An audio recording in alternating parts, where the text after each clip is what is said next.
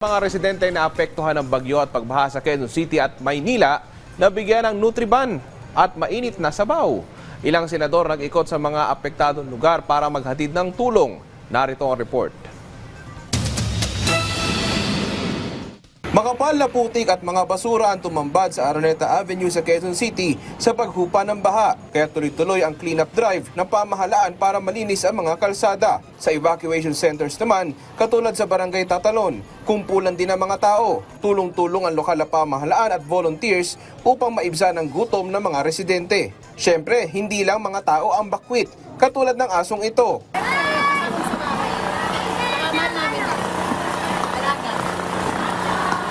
Kahit bumagyo, sama siya. Sama siya. Katabi sa ilahan. Parang baby kasama sa ilahan.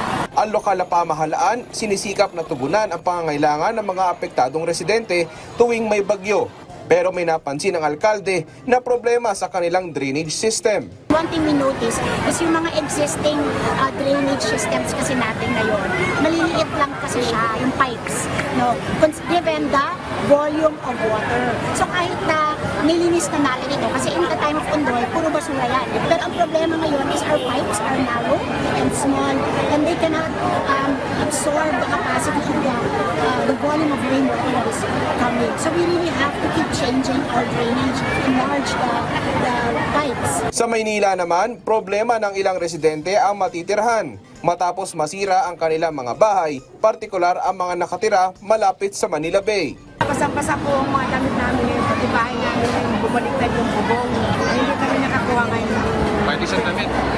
Kahit ngayong biyaya, wala kami kasi na basang-basa kami. Ayon kay Manila Mayor Hani Lacuna, nasa higit 4,000 pamilya ang mga bakwit o nasa 20,000 individual.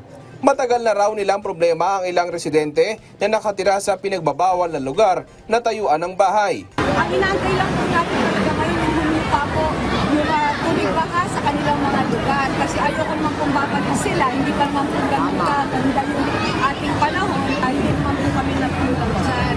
Kaya lamang po talagang natin sila sa bahay. Kaya na po natin sila pinag-usapan. Si Senator Amy Marcos umikot din sa Quezon City at sa Maynila. Hatid ang Nutriban at mainit na sabaw para sa mga residente. At sa kabila ng mga sisihan sa nangyaring pagbaha sa Metro Manila, Ang katumbak na turuan, pero in the meantime, masikasuhin muna natin yung tao kasi ang next nito, sabi nga ni Mayora, Doktora, ang susunod naman ito, pagkabalahan natin ang mga magkakasakit. bukod kay Senator Marcos, nag-ikot din ang ilang senador para tumulong. Tulad ni Senator Joel Villanueva na sinuyod ang Bulacan. Si Senate President Pro Tempore Jinggoy Estrada sumakay pa ng bangka para mapaabot ang tulong sa mga taga San Juan. Ayon kay Senate President Francis Escudero, hindi talaga makokontrol ang pagdating ng mga bagyo. Pero pwedeng mapaghandaan. Dapat daw mawakasan na ang malalang pagbaha sa Metro Manila. Pati sa labas ng Senado, binaharin at nagmistulang dagat ang kalsadang ito. Ang itinuturing na dahilan ng ilang senador